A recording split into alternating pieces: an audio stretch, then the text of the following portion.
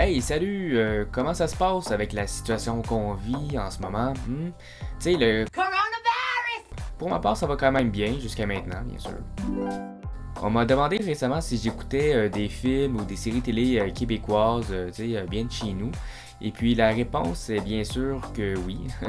Mais c'est vrai que j'en écoute peu. Récemment, j'ai bien sûr écouté Fugueuse, la suite, puis aussi la mini-série C'est comme ça que je t'aime, que j'ai d'ailleurs vraiment adoré. Mais pour cette vidéo, j'ai décidé de vous parler de la série Épidémie. Tu sais, le choix est facile, là. On vit pas mal ce qui se passe dans cette série-là, mais personnellement, j'ai toujours aimé les histoires de style catastrophe, genre 2012 puis The Day After Tomorrow par exemple. Souvent, ce genre de film est détesté du grand public pour plusieurs raisons. On dit que c'est exagéré et qu'on n'agirait pas comme ça dans la vraie vie. Par contre, avec la pandémie de la COVID-19 en ce moment, la fiction dépasse la réalité, malheureusement.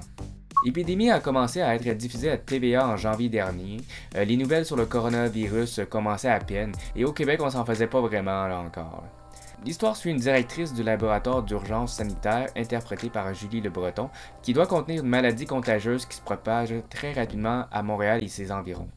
Ça a été aussi toute une coïncidence ou un choc pour certains lorsqu'on a appris que le virus dans l'histoire était aussi de la famille du coronavirus, ici appelé COVA. Puis comme tous les films qui traitent de la propagation d'une maladie, on voit que c'est bien les contacts humains qui propagent le problème, ce qui rend la tâche de l'éliminer plus difficile.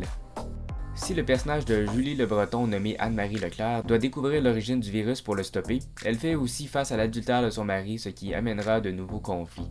On voit aussi que d'autres personnages ont des choix difficiles à prendre en ce temps de crise, comme par exemple le ministre de la Santé qui doit choisir entre sauver une mère porteuse ou un jeune enfant atteint du coronavirus, une fois qu'un remède limité a été produit. C'est aussi très intéressant de voir plusieurs points de vue de différents personnages. Comme d'autres séries télé, ça peut être un peu mélangeant de bien comprendre le lien ou leur but dans les premiers épisodes, mais ça devient plus clair par après.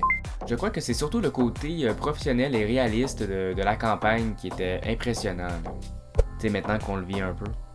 Les docteurs font leurs recherches et doivent communiquer l'information à la population, mais ce n'est pas toujours facile de calmer des gens lors d'une crise, tu sais, tout le monde est un peu paniqué des événements. C'est quand même drôle de voir que Anne-Marie Leclerc joue un peu le rôle du docteur Arruda dans la vraie vie. Et les personnages sont vraiment le point fort de la série. Ils sont vrais et on comprend leur motivation. Ils ont tous leurs petits problèmes et ils vont devoir mettre ça de côté s'ils veulent sauver le monde. Le dernier point que je voulais mentionner est la façon que l'intrigue est amenée. On voit très rapidement la cause de l'épidémie dans le premier épisode, alors que les personnages sont loin de comprendre le problème au début. Donc au fil de l'émission, on espère qu'ils trouveront les indices leur menant à la production d'un vaccin pour contrer la pandémie. C'est quand même efficace d'avoir structuré l'histoire ainsi. On aimerait pouvoir aider, mais on ne peut que souhaiter que les personnages trouvent la solution d'eux-mêmes. Sinon, j'ai aussi écouté le film américain Contagion. Ouais. Je me rappelle que ça n'avait pas été super bien reçu, mais maintenant, je trouve que on peut quasiment le classer comme documentaire. C'est une bonne référence. Et il y a un parallèle à faire dans le sens que les deux ont fait leur devoir pour le côté réaliste de la chose. Les termes techniques abordés sont adéquats, mais pas trop difficiles à comprendre. J'ai cru lire que les scripteurs se sont inspirés du SRAS et du H1N1. Ça paraît parce que pour moi, c'est très crédible. Et j'aime le fait aussi que ça prenne du temps à se régler. Tu sais, dans les films de zombies, ça se fait trop vite, là, en quelques jours, alors que quand on traite du sujet d'une pandémie, ben ça devrait prendre plusieurs mois, là. C'est plus réaliste.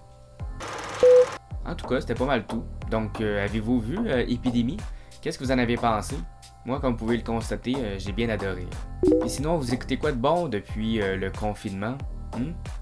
Sur ce, ben, je vous dis bon courage à tous, merci, à la prochaine!